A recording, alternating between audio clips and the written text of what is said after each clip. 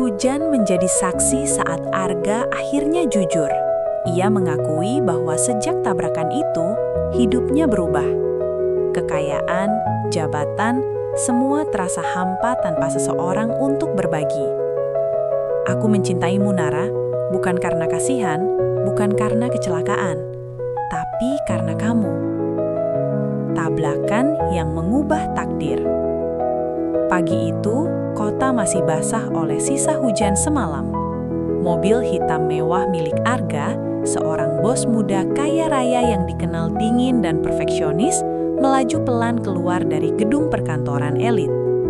Arga baru saja menutup kesepakatan besar. Pikirannya penuh angka dan strategi. Ia tak pernah menyangka, satu detik kelengahan akan mengubah hidupnya selamanya. Dari arah kanan, sebuah motor kecil tiba-tiba kehilangan keseimbangan. Brak! Suara benturan memecah pagi. Motor itu menabrak sisi depan mobil Arga. Arga refleks mengerem keras dan turun dengan wajah tegang, siap memarahi siapapun yang ceroboh. Namun, kemarahannya seketika luruh.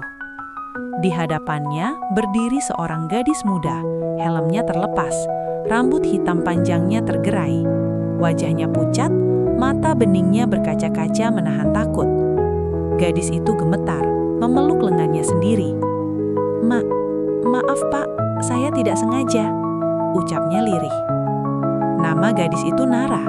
Ia hanya seorang pekerja paruh waktu yang sedang terburu-buru berangkat kerja. Jantungnya berdegap kencang, membayangkan harus mengganti mobil mahal yang jelas tak sanggup ia bayar seumur hidup. Arga terdiam. Untuk pertama kalinya, ia tidak melihat kerusakan mobil, tidak memikirkan biaya. Yang ia lihat hanyalah ketakutan tulus di mata gadis itu. Ada sesuatu yang aneh bergetar di dadanya, perasaan yang sudah lama ia lupakan. "Apakah kamu terluka?" tanya Arga pelan, jauh berbeda dari citranya yang dingin. Nara menggeleng pelan, terkejut mendengar nada suara itu. Dari sebuah tabrakan sederhana, benih takdir mulai tumbuh tanpa mereka sadari. Pertemuan kedua yang tak terduga. Arga membawa Nara ke rumah sakit terdekat untuk memastikan keadaannya baik-baik saja. Sepanjang perjalanan, suasana mobil sunyi, hanya suara nafas Nara yang masih belum teratur. Sesekali ia mencuri pandang ke arah Arga, pria berwajah tegas, dengan rahang kokoh, mengenakan jas mahal, namun sorot matanya tidak setajam yang ia bayangkan. "Terima kasih, saya benar-benar merepotkan," ucap Nara pelan. "Kecelakaan bisa terjadi pada siapa saja," jawab Arga singkat. Hasil pemeriksaan menyatakan Nara hanya mengalami luka ringan. Arga merasa lega, meski ia sendiri bingung mengapa perasaan itu muncul. Sebelum berpisah, Arga memberikan kartu namanya. "Jika ada keluhan, hubungi saya." Nara menerima kartu itu dengan ragu. Nama dan jabatan Arga tertera jelas, CEO perusahaan besar.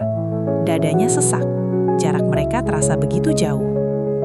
Hari-hari berlalu, namun bayangan Nara tak pernah benar-benar pergi dari pikiran Arga. Hingga suatu sore, takdir kembali mempertemukan mereka. Arga masuk ke sebuah kafe kecil untuk berteduh dari hujan. Matanya membelalak saat melihat Nara berdiri di balik kasir, mengenakan celemek sederhana. Nara pun terkejut, wajahnya memerah, antara malu dan gugup. "Pak Arga." Arga tersenyum tipis, senyum yang jarang ia berikan pada siapapun. "Sepertinya kota ini memang kecil," katanya. Sejak hari itu, Arga sering datang ke kafe itu.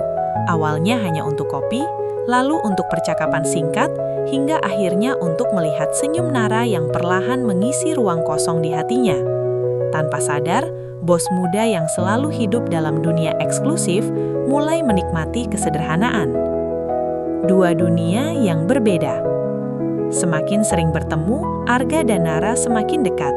Arga mulai menunggu jam istirahat Nara hanya untuk berbincang. Nara bercerita tentang hidupnya yang sederhana, tentang ibunya yang sakit, tentang mimpinya membuka usaha kecil. Arga mendengarkan, sesuatu yang jarang ia lakukan dengan sungguh-sungguh. Namun, perbedaan dunia mereka tak bisa disangkal.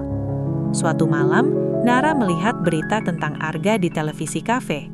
Foto Arga berdiri di antara para pengusaha besar, dikelilingi kemewahan. Dadanya terasa perih. Ia sadar, dirinya hanyalah gadis biasa yang bahkan memperbaiki motor pun harus mencicil. Sejak saat itu, Nara mulai menjaga jarak. Pesan Arga sering ia balas singkat. Kunjungan Arga ke kafe pun disambut dengan senyum yang dipaksakan. "Kamu berubah," ujar Arga. Nara menunduk. "Kita memang tidak seharusnya sedekat ini, Pak." Kata-kata itu menusuk Arga. Untuk pertama kalinya, ia merasakan takut kehilangan. Namun ia juga tahu, kekayaannya justru menjadi tembok yang tinggi. Di sisi lain, Nara berjuang melawan perasaannya sendiri. Ia jatuh cinta, namun takut. Takut dianggap mengejar harta, takut tersakiti, takut bermimpi terlalu tinggi. Malam itu, keduanya pulang dengan hati berat, tanpa tahu bahwa cinta seringkali diuji justru ketika mulai tumbuh paling dalam. Pengakuan di tengah hujan. Hujan turun deras malam itu, sama seperti hari pertama mereka bertabrakan. Arga berdiri di depan kafe yang hampir tutup, menunggu Nara keluar. Jas mahalnya basah, namun ia tak peduli. "Nara, kita harus bicara," katanya tegas namun lembut. Nara terkejut melihat Arga di tengah hujan. "Pak, Anda bisa sakit." "Aku tidak peduli," jawab Arga menatapnya dalam. "Yang aku pedulikan hanya satu, kamu."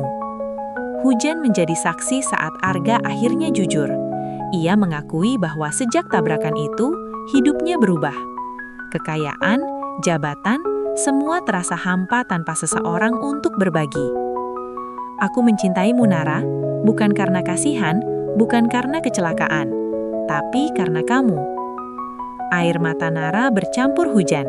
Hatinya berteriak ingin percaya, namun logikanya menahan.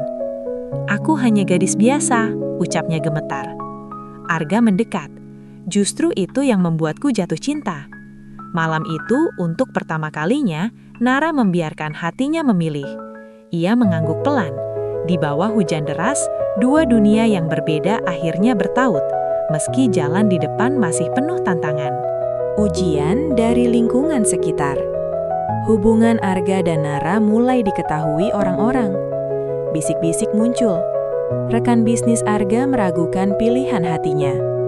Keluarga Arga terang-terangan menolak.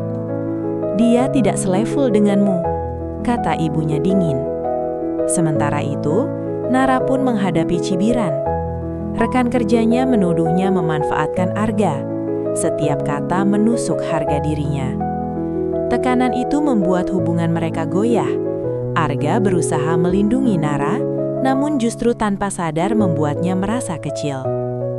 "Aku tidak ingin terus merasa seperti beban," ujar Nara suatu malam. Arga terdiam. Ia menyadari, cinta saja tidak cukup tanpa pengertian. Perpisahan yang menyakitkan. Nara memilih pergi. Ia menghilang tanpa pesan panjang, hanya meninggalkan surat singkat. "Aku mencintaimu, tapi aku harus menemukan diriku sendiri." Arga hancur. Untuk pertama kalinya, uang tak bisa membeli apapun. Hari-harinya kosong. Ia sadar, ia telah kehilangan sesuatu yang paling berharga. Sementara Nara bekerja keras, membuka usaha kecil dengan tabungannya. Ia belajar berdiri sendiri, meski hatinya masih menyimpan nama Arga. Pertemuan setelah luka sembuh. 2 tahun berlalu, Arga berubah menjadi pria yang lebih rendah hati. Suatu hari, ia melihat sebuah toko kecil dengan papan nama sederhana, milik Nara. Mata mereka bertemu, waktu seakan berhenti. "Kamu terlihat bahagia," kata Arga pelan. "Kamu juga," jawab Nara tersenyum. Tak ada lagi jurang di antara mereka, hanya dua hati yang telah tumbuh.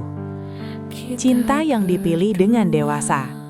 Kali ini, Arga datang bukan sebagai bos kaya, melainkan pria yang siap berjalan sejajar. Ia melamar Nara dengan sederhana, tanpa kemewahan berlebihan. Nara menerima dengan air mata bahagia. Tabrakan itu dulu menghancurkan mobil, namun membangun cinta yang matang. Karena cinta sejati bukan tentang siapa yang lebih tinggi, melainkan siapa yang mau bertumbuh bersama. Aku temukan